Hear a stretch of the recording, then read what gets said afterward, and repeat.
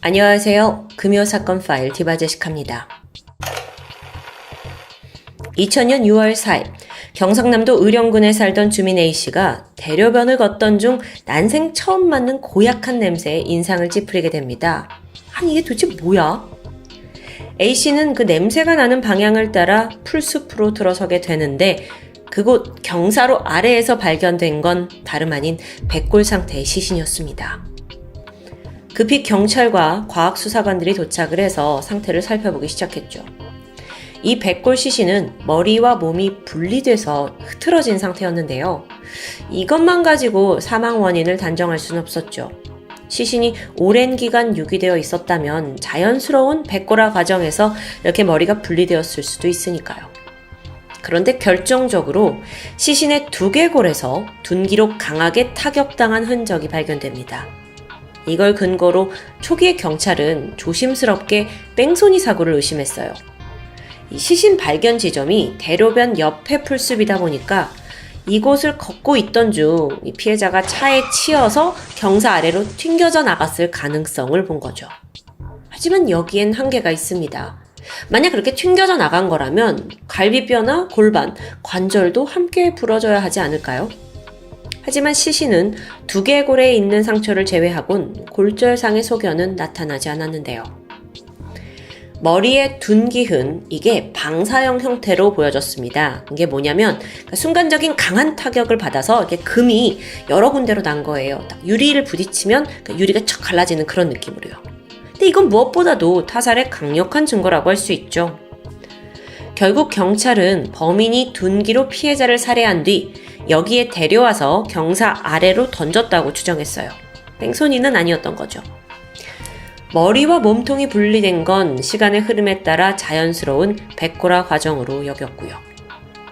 자, 그렇다면 죽은 이의 신원은 과연 누구였을까요? 다행히도 현장 주변에서 피해자의 가방이 남겨져 있었습니다. 그리고 안에는 주민등록증이 들어있어서 신원을 금방 파악할 수 있었어요. 피해자는 당시 39살이던 보험 설계사 박정자 씨. 이 시신이 발견된 장소가 진주에 있는 그녀의 집에서 불과 20분 정도 떨어진 곳입니다. 그녀는 이미 경찰에 실종 신고가 접수된 상태였고요. 일단 가방 안에 있는 유류품을 좀 더 살펴볼까요? 신분증 외에도 깨진 휴대폰 그리고 지갑이 들어있어요. 안에 현금도 그대로였고요. 또 특이한 점이 있는데 손목에 금팔찌가 그대로 채워져 있는 겁니다. 이건 금품을 노린 강도의 소행은 아니라고 볼 수 있죠. 또한 시신에 남아있던 옷가지 중에 브레이지어가 있었는데 이게 위로 약간 올라가 있긴 했어요. 근데 이것만으로 강간살인을 단정 지을 순 없었고요. 그렇다고 그녀를 원래 타겟으로 두고 이게 계획살인을 저지른 거냐라고 하기에는 생각해보세요. 이렇게 신원이 금방 밝혀질 피해자의 주민등록증을 그냥 두고 갔잖아요. 그게 앞뒤가 맞지 않는다는 거예요. 이렇듯 경찰은 도통 범인의 의도 자체를 파악하기 힘들었습니다. 범인이 여기에 시신을 유기한 뒤 사실상 현장을 정리할 생각도 없이 그대로 도주한 듯 보였죠. 피해자 박 씨에 대해 좀 더 알아보면 시신이 발견되기 8개월 전인 1999년 10월 9일 평소처럼 외출을 한 그녀가 돌연 행방이 묘연해졌습니다. 최초 신고자는 그녀의 남편 한 씨였는데 사실 지난 8개월 이 실종 기간 동안 이렇다 할 수사는 전혀 진행되지 않았어요. 그 이유는 당시만 해도 성인이 이제 사라질 경우 그냥 단순 가출이다 또는 기혼 여성이 사라지면 바람나서 집 나갔다 라는 소문이 상당했기 때문입니다. 조사를 안 한 거예요. 하지만 박 씨 친정 식구들은 아니 우리 딸이 다른 남자를 따라 나섰다 이건 말도 안 된다 라고 이제 여러 경찰서를 돌아다니면서 직접 탄원서를 내기도 했죠. 하지만 경찰 측은 끝끝내 별다른 반응을 보이지 않았던 건데요. 이 사건은 애초부터 초동 수사가 제대로 이뤄지지 않았다는 점이 지적될 수 있죠. 어쨌든 박정자 씨의 마지막 행정을 좀 되짚어보면 1999년 10월 9일 보험 설계사 일을 끝내고 박 씨는 평소처럼 집에 돌아왔습니다. 그날 아내는 11살짜리 딸과 1살짜리 아들 그리고 아이들을 봐주던 친정엄마가 계셨어요. 그런데 그날 저녁 7시 30분 전화 한 통이 걸려옵니다. 박 씨가 상대방과 급히 대화를 했는데 그쪽이 만남을 요구했는지 박 씨가 지금 좀 나가긴 곤란하다라는 태도를 보였어요. 이미 어두운 시각이었고 또 이 집도 한적한 곳에 있었거든요. 택시나 버스 같은 대중교통 이용도 쉽지 않고요.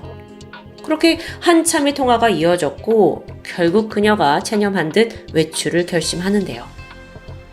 당시 같이 있던 친정엄마의 기억에 따르면 박 씨가 전화 마지막에 네네 애들 아빠 사무실에서 만나요 라는 말을 했다고 합니다.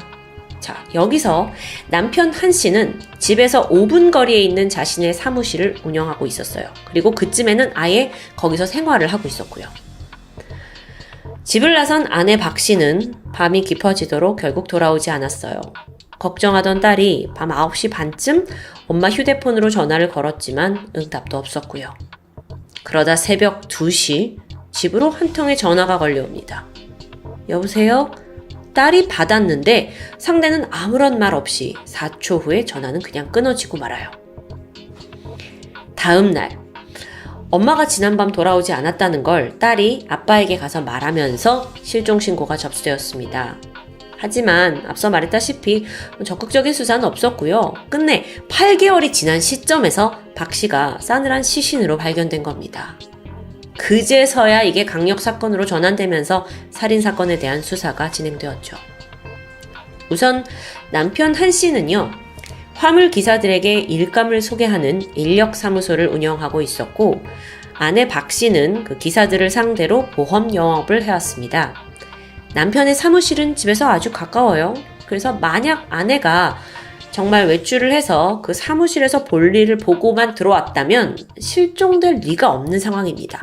너무 가까우니까요. 5분 거리예요. 그런데 문제는 이 사무실이나 도로 가는 길에 CCTV가 전혀 없어요. 그리고 또 여기가 워낙 한적한 시골인지라 목격자 확보도 쉽지 않았고요. 황급히 전화를 받고 나간 박 씨. 도대체 누구를 만나려 한 걸까요? 아니 근데 생각해보세요. 그거 통화기록 뽑으면 쉽게 나오는 거 아닌가요? 지금이야 그렇죠. 근데 사건이 벌어진 1999년에는 발신자 추적 서비스 자체가 없었습니다. 게다가 통신사에서 기록을 저장해 두는 기간이 최대 3개월이에요. 근데 박 씨는 8개월 후에 시신으로 발견됐잖아요. 그래서 시기를 놓치게 된 거죠. 한편 경찰은 분명 그 상대도, 전화를 한 상대도 남편의 사무실을 알고 있는 사람이기에 여기로 오라고 했을 거다라는 생각에 사무실에 있는 사람들을 또 대상으로 조사를 펼치게 됩니다. 그리고 그 결과 실종 당일 박 씨와 통화를 했다는 사람이 나와요. 그는 화물기사인 탁씨, 박정자 씨의 보험 고객 중 한 명이기도 했는데요. 보험을 얼마 전에 가입을 했는데 그 증권을 받지 못했으니 좀 사무실로 가져다 달라고 박 씨에게 요청했다는 거예요. 그래서 그날 박 씨가 거길 방문한 것도 확인됐어요. 근데 그날 사무실엔 탁씨만 있던 건 아니었습니다. 남편 한 씨, 그러니까 이 사무실의 사장 한 씨도 분명 함께였어요. 그래서 아내가 이 사무실에 들렸다가 돌아갔죠. 그리고 나서 남편과 탁씨는 함께 사무실에서 잠을 청했다는데요. 어쨌든 그렇게 서로가 서로의 알리바이가 되어줄 수 있는 거죠. 그런데 여러분, 아마 여러분도 좀 예상하셨겠지만 사실 남편 한 씨는 경찰에서 이미 용의자 중 한 명으로 지목한 사람이기도 했습니다. 특히나 친정 식구들이 강하게 의심을 하고 있었는데 그 이유는 사라진 박정작 씨의 11살 큰딸, 이 아이가 사실 한 씨와의 사이에서 태어난 자녀가 아닙니다. 두 사람이 재혼을 했던 거예요. 이후에 1살배기 아들을 두 사람 사이에 둔 거고요. 근데 문제는 최근 들어 이 두 사람이 부쩍 자주 다퉜다는 증언이에요. 그 이유가 한 씨가 이제 경제적인 능력이 부족하다라는 것 때문이었죠. 또한 가족들이 이렇게 남편을 의심하는 데는 더 큰 이유가 있는데 남편 한 씨가 아내 앞으로 상당한 사망보험을 들어놨기 때문입니다. 그러고 나서 보니까 박정자 씨가 사망한 이후 이 남편 한 씨의 행적이 좀 어딘가 수상했죠. 아내가 사망함을 확인한 그는 얼마 안 가서 11살 의붓딸을 데리고 보험회사를 찾아갔어요. 그리고 아내의 사망보험금을 요구합니다. 박 씨가 이 보험의 수령인을 자신의 딸로 해두었기 때문이에요. 근데 이때 한 씨는 나는 그냥 이제 엄만 죽고 보호자 입장으로 그 보험금을 수령해 준 거다라고 주장했죠. 작은 의심점이라도 조사를 해봐야겠죠. 그래서 경찰도 이 남편 한 씨에 대한 여러 가지 혐의점을 좀 살폈는데 또 마땅히 발견되진 않았습니다. 현재는 남편 한 씨가 사망하게 되면서 더 이상의 조사도 불가능해졌고요. 다시 그날 밤 남편 사무실 상황으로 좀 돌아와 볼까요? 박 씨를 만났던 탁씨, 그 보험 증권 받으려고 했던 탁씨가 경찰에게 이런 증언을 했습니다. 박 씨가요, 그날 저 말고도 다른 사람을 만나러 가는 차림새였어요. 에? 박정자 씨가 만날 사람이 또 있었다고요? 여기에서 결정적인 증거가 나오죠. 알고 보니까 그날 걸려온 전화가 한 통이 아니라 두 통이었다는 점입니다. 그 마지막 전화는 화물기사 탁씨가 보험증권 가져다 달라라는 부탁이었어요. 근데 문제는 바로 이전에 누군가가 또 통화를 했다는 거죠. 집에 있던 딸의 기억에 따르면 첫 번째 전화가 걸려온 건 저녁 7시 10분쯤이었습니다. 이때 상대방은 박 씨에게 시내로 나올 걸 요구한 것 같아요. 하지만 그녀는 애 목욕도 시켜야 돼요 하면서 재차 거절하게 되는데요. 그러다가 결국 외출 채비를 한 거고요. 좀 더 자세히 그날 박 씨의 행적을 추측해보자면 시내로 나오란 이 전화 받았고 나갈 준비를 하고 있었는데 마침 또 탁시의 전화를 받은 겁니다. 그래서 그녀는 가는 길에 남편 사무실에 들러서 증권을 건네줬고 그리고 나서 이후 시내로 향했다고 볼 수 있겠죠. 그런데 여기서 한 가지 짚고 넘어갈 게 있어요. 시신이 발견된 현장에서 가방이 있었죠. 근데 한 가지 없는 게 있습니다. 바로 신발이에요. 그렇다면 범행 자체가 신발을 벗고 들어가는 실내에서 이뤄졌을 가능성도 있지 않을까요? 그곳에서 박 씨가 사망했고 범인은 시신을 싣고 차로 이동한 뒤에 대로변 수풀에서 유기한 건 아닐까.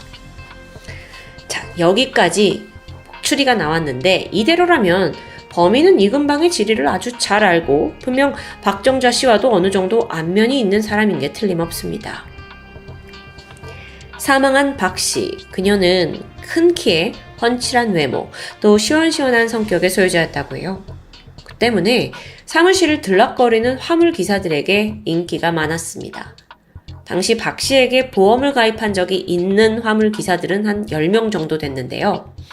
그때로부터 시간이 많이 지나서 현재 5명만 좀 신원 파악이 되고 있습니다. 그런데 남아있는 이들 중에 유독 수상한 화물기사 한 명이 있었죠. 남성 강 씨. 주변인들에 따르면 그가 평소에 박 씨를 좀 마음에 두고 있었다고 해요. 실제로 두 사람은 함께 술도 마시고 노래방도 다니는 친근한 사이였죠. 그런데 웬일인지 강 씨는 수사 당시에 용의선상에서 완전히 배제되었다는데요. 어쨌든 그렇게 박 씨 백골 사건은 미제가 되는가 싶었죠. 근데 그로부터 16년이 지난 2016년에 이 사건이 다시 수면 위로 떠올랐던 겁니다. 왜냐? 뒤늦게 강 씨가 주목을 받았기 때문이에요. 알고 보니 그는 박 씨가 사라진 그날의 알리바이조차 불확실했어요. 또한 그가 이 사건에 대해 직접 남긴 인터뷰가 논란이 됐는데 강 씨가 이렇게 말했죠. 아이고 시신에 목걸이, 지갑, 팔찌 다 있다고 하는구먼. 휴대전화는 싸우다 날아갔겠지. 이렇게 시신의 발견 상태를 자세히 언급했다는 건데요. 문제는 전 앞서 여러분께 말씀드렸지만 사실 이 내용은 당시 언론에 보도된 적이 없었습니다. 범인이 아니라면 결코 알 수 없는 정보. 결정적으로 강 씨에겐 전과도 있었죠. 운전 시비가 붙어서 상대방의 머리를 둔기로 가격하고 도주한 혐의. 우연의 일치일까요? 둔기를 사용한 건 박정자 씨의 사망 원인과도 동일합니다. 자기가 익숙한 동기를 또다시 범행에 사용한 걸까요? 이건 물론 추론 중 하나일 뿐입니다. 강 씨가 진범이라고 확신할 수 있는 증거는 남아있지 않아요. 하지만 만일 과거 강 씨가 좀 더 제대로 된 경찰 조사를 초기에 받았더라면 적어도 지금까지의 의혹은 풀 수 있지 않았을까 하는 아쉬움이 남는데요. 그렇게 박정자 씨 살인사건은 지금까지도 미제로 남아버렸습니다. 더구나 이제 공소시효마저 만료돼서 영구 미제 사건이 되어버렸죠. 그렇다고 희망이 아예 없는 건 아니에요. 만약 박 씨가 범인에게 성폭행을 당한 뒤 살해당한 거라면 공소시효가 아직 남아있기 때문입니다. 물론 범인이 잡혀도 그 성폭행을 밝혀내는 건 쉽지 않은 과정일 테지만요.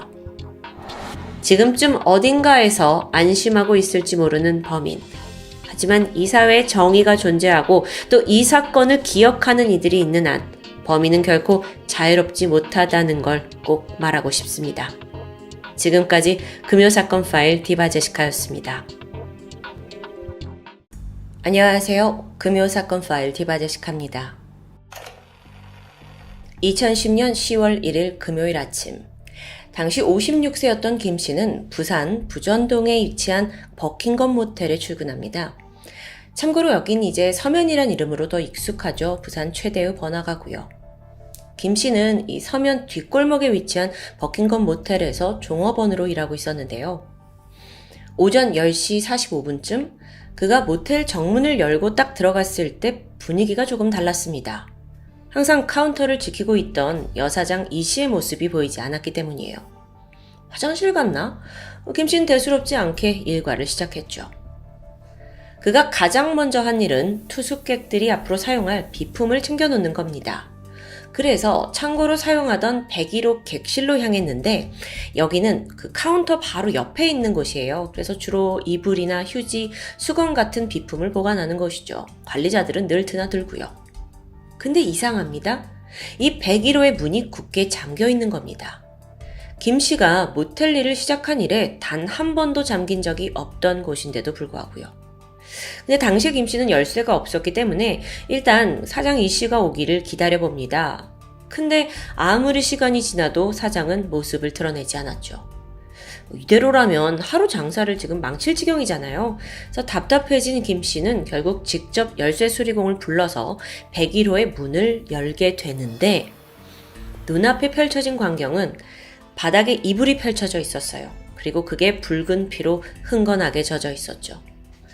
설마 하면서 이불을 들춰보니 그 밑에 모텔 주인, 당시 46살의 이 씨가 사망해 있었습니다. 즉각 경찰이 출동했고 확인해본 결과 이 씨의 몸에는 날카로운 흉기로 여러 곳을 공격당한 자상이 남아 있습니다. 근데 여러분 그 상처가 무려 74곳에 달해요. 74곳이요. 전형적인 오버킬이죠. 이 정도 과잉 공격은요, 사실 굉장히 드문 케이스입니다. 손에는 이 흉기를 막다가 생긴 방어흔이 있었는데 그게 또 그렇게 심한 정도는 아니었어요. 즉, 피해자가 아주 거센 저항은 못한 것으로 보입니다. 공격을 보니까 대부분 목과 가슴에 집중된 상태였고, 그런데 이제 그 중에 약 4-5대 군데는 흉기가 뼈에 닿았을 정도로 아주 깊숙하게 찔린 것도 확인됩니다. 당시 시신을 확인한 경찰은 범인이 피해자에게 거의 고문을 한 것 같다라는 말을 했을 정도예요. 즉 범인이 아주 천천히 하지만 아주 깊게 공격을 한 의도가 보인다는 말이겠죠. 자, 그럼 범인은 사장 이 씨를 살해할 아주 강력한 원한이 있는 면식범이거나 혹은 완전 정신 이상자의 소행이다라는 의견이 모아졌습니다. 평소 주변 사람들은 숨진 이 씨에 대해 검소하고 부지런한 성격으로 기억했습니다. 그녀는 서울에 있는 명문 여대를 졸업하고 쭉 서울에서 생활하다가 결혼은 하지 않았어요. 몇 달 전에 부산으로 내려와서 아버지 모텔 운영을 돕게 되는데요. 그러다 사건 발생 한 달 전에 아버지가 갑자기 세상을 떠나시면서 이 씨가 홀로 이 모텔 운영을 맡아오고 있었던 거죠. 하지만 그녀도 이걸 오래 할 생각은 아니었다고 합니다. 곧 모텔을 접고 영어 학원을 차릴 생각이었다고 해요. 부산에 온 지 얼마 되었지 않았고 또 그렇기 때문에 주변에 아는 사람조차 많지 않아서 그렇게 주변에 원한 관계를 찾기도 쉽지 않았습니다. 그나마 유일한 외부 활동이라고는 낮에 성당에 나가는 정도였고요. 당시 이 씨는 야간에는 종업원들과 2교대로 모텔 카운터를 지켰는데요. 그녀는 주로 저녁 8시부터 다음날 아침 10시까지 일했어요. 그러니까 생활이 사실 굉장히 단순하게 이루어졌거든요. 그러니까 아무리 찾아봐도 원한 관계는 없는 거예요. 그렇다면 숙박업소 특성상 현금을 노린 강도의 소행 아닐까요? 근데 또 이게 카운터에 있던 현금 30만 원은 고스란히 제자리에서 발견됩니다. 혹여라도 강도의 소행이라면 주인 이 씨가 카운터에서 101호로 옮겨가는 동안 거기서 공격을 당하면서도 막 격렬히 저항했을 가능성이 높아요. 하지만 101호는 혈흔이 튄 것 외에는 깔끔한 상태였고요. 즉 추정컨대 그녀가 굉장히 방심한 상태에서 일방적인 공격을 당한 거예요. 그럼 방심을 왜 했을까요? 아는 사람이니까. 여기서 면식범에 대한 의심이 더 커져갔죠. 주변을 탐색하던 경찰, 모텔 1층 식당 외부에 다행히 CCTV가 입구를 비추고 있다는 걸 발견합니다. 즉각 폐쇄로 분석 작업에 들어갔죠. 그런데 시작하자마자 독특한 점이 발견됩니다. 화면에서 같은 얼굴이 반복해서 보이는 겁니다. 그것도 한두 명이 아니고요. 사실 이 씨가 운영하던 모텔은 단기 숙박객 대신에 장기 투숙객들이 주로 이용하던 곳이었습니다. 여기가 유흥가 근처에 위치해 있기 때문에 유흥업소 직원들이 아예 원룸처럼 그러니까 장기 방을 잡아놓고 생활을 했던 거예요. 그러다 보니 다른 모텔은 보통 손님이 한 번 왔다가 이렇게 가잖아요. 근데 여기는 이제 숙박객들이 계속 들락날락 했던 거죠. 또 많은 사람들이요. 그렇게 CCTV에 찍혀있는 사람들은 주변 상인의 종업원, 손님들까지 사실상 280여 명 정도였다고 합니다. 이들 전부 용의선상에 올랐지만 그럼 수사엔 좀 굉장한 시간이 걸리겠죠. 한편 경찰은 버킹엄 모텔의 다른 방들을 대상으로 혈흔 반응 검사를 해요. 이게 왜 그랬냐면 이 투숙객들 중에 범인이 있을지도 모른다는 의심 때문이었어요. 그러니까 혈흔이 튀었으니까 방에 돌아간 범인이 거기에 혈흔을 남겼을 수 있잖아요. 그래서 모든 방을 조사했죠. 하지만 사건 현장인 101호를 제외하고 그 어느 곳에서도 피해자와 DNA가 일치하는 혈흔은 나오지 않았습니다. 그런데 이때 주인 이 씨가 머물렀던 그 카운터 안내실 입구에서 낯선 지문이 하나 발견됩니다. 이건 각각 201호 그리고 307호 투숙객의 것이었어요. 즉각 이들에 대한 조사했죠. 그런데 혐의점이 없는 것으로 결론이 납니다. 하지만 성과는 있었어요. 이 과정에서 경찰이 새로운 걸 알게 되거든요. 바로 사건 3일 전 한 외국인 손님이 숙박료를 지불하지 않고 도망가는 사건이 있었다는 겁니다. 그래서 경찰이 일단 그를 추적했어요. 그리고 신변을 확보하는 데 성공했죠. 길고 긴 수사 끝에 혐의는 없음. 이 밖에도 사건 당일 모텔에 있었던 손님들 역시 저마다의 알리바이가 확인되면서 하나둘 용의선상에서 벗어납니다. 근데 여기서 조금 이상한 게 있긴 해요. 사실 사건이 있던 날 밤에 이 씨 시신이 발견된 그 101호 바로 옆방에 남녀 투숙객이 있었거든요. 이 모텔이 방음 상태가 그렇게 좋지 않기 때문에 어쩌면 사건이 발생했을 당시 옆방에 있는 그 남녀가 어떤 결정적인 소리를 들었을 수도 있습니다. 근데 뜻밖에도 두 사람 모두 저희는 아무 소리도 못 들었습니다 라고 진술한 거예요. 분명 방어원이 많이 보이진 않았지만 그래도 이 씨에게 작게나마 저항흔이 있었기 때문에 분명 공격을 당했을 때 소리를 질렀을 거거든요. 아니 그럼에도 못 들었다. 그럼 아무 소리도 내지 못할 만큼 순식간에 공격을 받았다고 해석해야 할까요? 그런데 마침 또 다른 유의미한 증거가 101호에서 발견됩니다. 피해자 이 씨의 혈흔이 묻어있던 수건에서 제3자 또 다른 사람의 DNA가 나타난 거예요. 여기는 사건 현장이니만큼 범인이 혈흔을 씻어내면서 수건에 남긴 흔적일 수 있죠. 경찰이 서둘러 유전자 대조에 나섰고 머지않아 일치하는 인물이 등장해요. 그는 모텔 근처에서 만물상을 하던 사장 고 씨입니다. 이분이 필요할 때 직접 모텔로 출정을 나와서 간단한 설비를 고치시는 일을 맡아 하셨다고 해요. 결정적으로 그가 사건 며칠 전에 이 모텔에 방문한 사실이 드러났고 순식간에 고 씨가 유력한 용의자로 떠오르게 되는데요. 하지만 당사자는 억울하다는 입장이었죠. 며칠 전에 모텔에 온 건 사실이다. 하지만 이유가 분명했어요. 1층 식당의 배관 공사 때문이라는 거예요. 그 작업을 하다 보니까 먼지를 뒤집어 썼고 그래서 평소 직원 휴게실로 사용하던 101호에서 샤워를 했다는데요. 이때 수건을 사용했는데 그걸로 인해 범인으로 몰린 것 같다는 주장이죠. 충분히 가능성이 없는 말은 아닙니다. 경찰 또한 정확하게 확인을 위해 고 씨에게 거짓말 탐지기를 실시했고 결과는 진실. 무엇보다도 그는 사건 당일 알리바이 또한 확실했기 때문에 혐의를 벗게 됩니다. 사실 이렇게 DNA까지 일치하는 유력 용의자가 범인이 아닙니다 라고 결론이 나면 경찰도 좀 허무할 수 있을 것 같아요.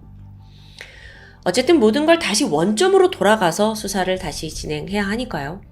근데 이 사건은 목격자 없고요. 결정적인 증거가 사실상 별로 남아있지 않은 살인사건입니다. 원한을 지은 사람도 없고요. 주변에 아는 사람도 없고요. 또 객실 내 장기 숙박객들도 대부분 혐의점을 발견하지 못했고요. 답답하죠. 경찰이 지푸라기를 잡는 심정으로 다시 한번 CCTV를 정밀 분석하게 돼요. 자, 피해자 이 씨가 사람들에 의해 마지막으로 목격된 건 사건 당일 자정을 넘긴 시각이었습니다. 그 모텔 안내실 창문을 통해서 투숙객에게 수건을 건네줬어요. 그때까지 살아 있었다는 거죠. 이후 싸늘한 주검으로 발견된 건 아침 10시. 그렇다면 그 한 9시간, 10시간 동안에 출입한 사람이 범인일 확률이 높습니다. 그렇게 추려서 남겨진 인물이 55명. 경찰은 한 명 한 명 CCTV에 찍힌 인물들 찾아 나섰고 그중 54명의 신원과 알리바이를 파악합니다. 단 한 명 남아있죠.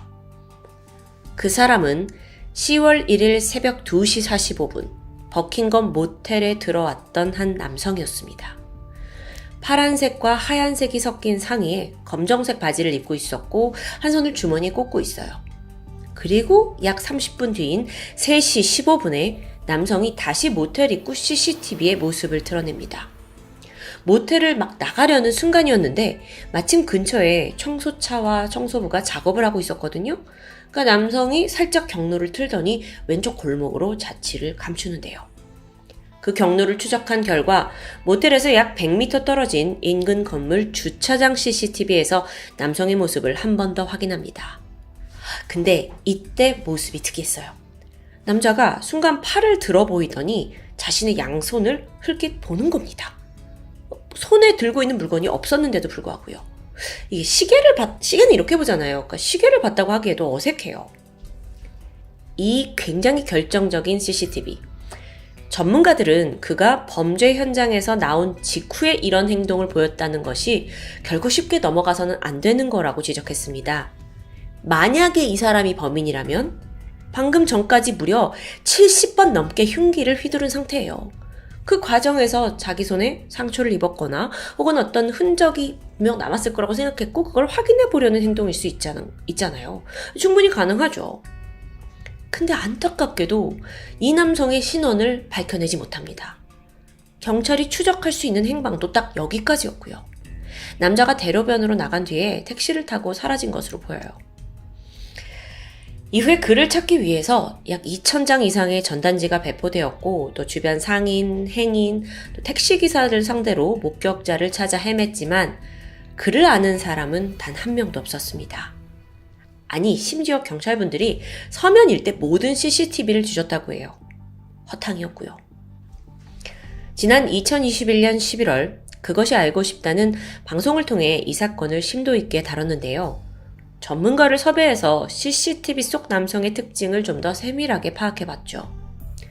걸음걸이 분석으로 나온 이 용의자의 연령대는 20, 30대, 신장은 170cm 초반, 체격은 보통으로 추정됩니다. 현재로선 용의선상에 오른 사람 중 유일하게 경찰이 파악하지 못한 인물은 이 사람 한 명이에요. 하지만 신원을 어찌저찌 찾아낸다 한들 풀어내야 할 숙제는 여전히 남아 있습니다.